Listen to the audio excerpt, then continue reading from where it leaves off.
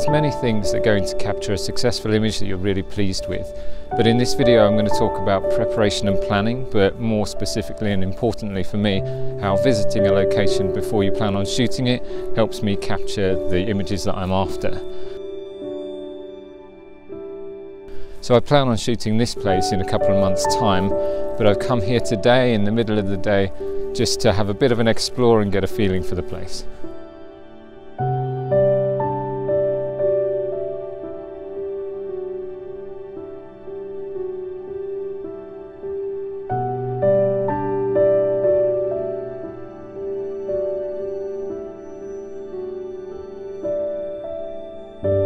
A lot of the feedback that I get and comments that I receive quite often on my videos is that I have a very relaxed and calm approach to photography.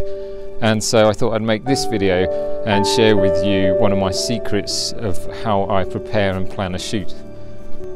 It's not unusual for me to visit a location more than once before I actually come away with the photographs that I'm after. But why do I come and explore a place beforehand?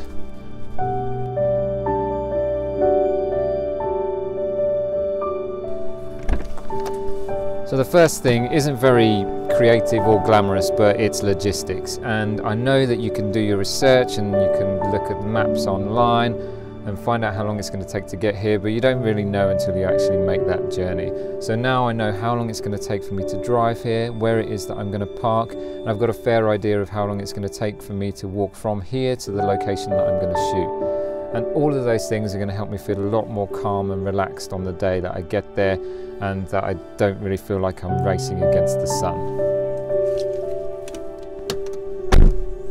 Secondly, coming here I get a much better sense of the environment. So I've checked which direction the sun's going to rise from, and it's not until I'm here that I can see that the horizon's quite far off into the distance and that there's no obstructions like a big hill or a tree or a mound or anything like that. So I know that at the time the sun rises, they will be coming up over the horizon at that time. Secondly, whilst I'm here I can see that in the field next to the trees there is a big pile of organic matter for fertilising the field. It might not be here in a couple of months' time, but without coming here, you know, there's not a map in the world that will tell me that that's there. And so if that was going to interrupt the shot that I had planned, now that I've seen it, I know that I might have to account for it.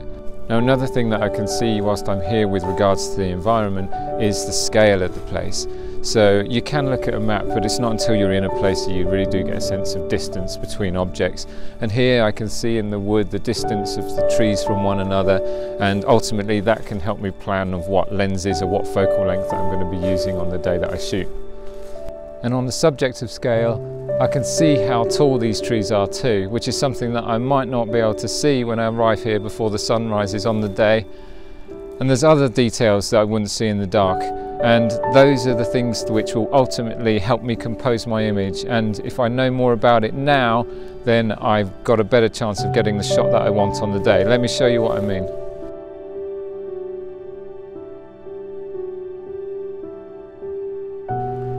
So when I first arrived here, I thought it's nice woodland with some nice tall straight beech trees, but without all that many remarkable features. It's not until I start looking closely that I start to see more of the details, like these lower hanging branches. Now at the moment they've got buds on, but in the spring when I come to photograph this place, they are going to be bursting with vibrant green leaves, and that's the sort of thing that will really catch your eye in a composition. Now I might not find a very specific composition for the day that I'm going to shoot whilst I'm here, but it's little things like that that I'm on the lookout for that will help me ultimately on the day. I'll show you a few more. For example, this really twisted tree, which really stands out from its counterparts, which are all fairly straight.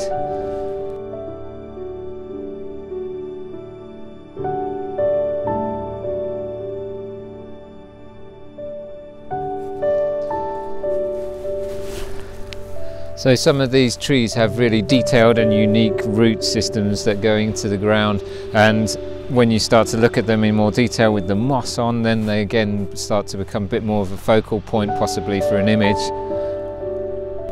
And I've spotted this tree here which has a really knobbly trunk which is different from all the others, but in the morning with the sun rising from over there and it being side lit, that texture is really going to stand out.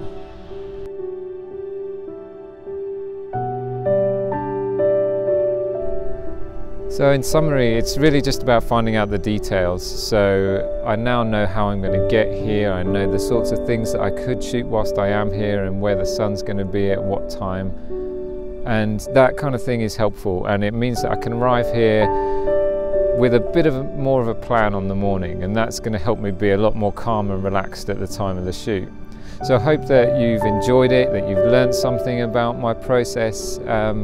I've got a lot out of today, even if it's just as much of learning that they're putting this fence in, because that's going to affect the shoot on the day itself actually.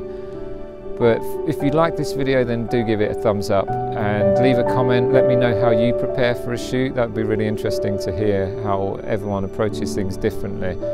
And I'll see you again soon.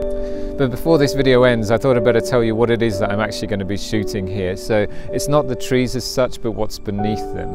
So these green plants that you see going off behind me, in spring when I'm here next, they're going to be bluebells in full flower. And I'm coming back then when the sun is rising to capture them in all their glory.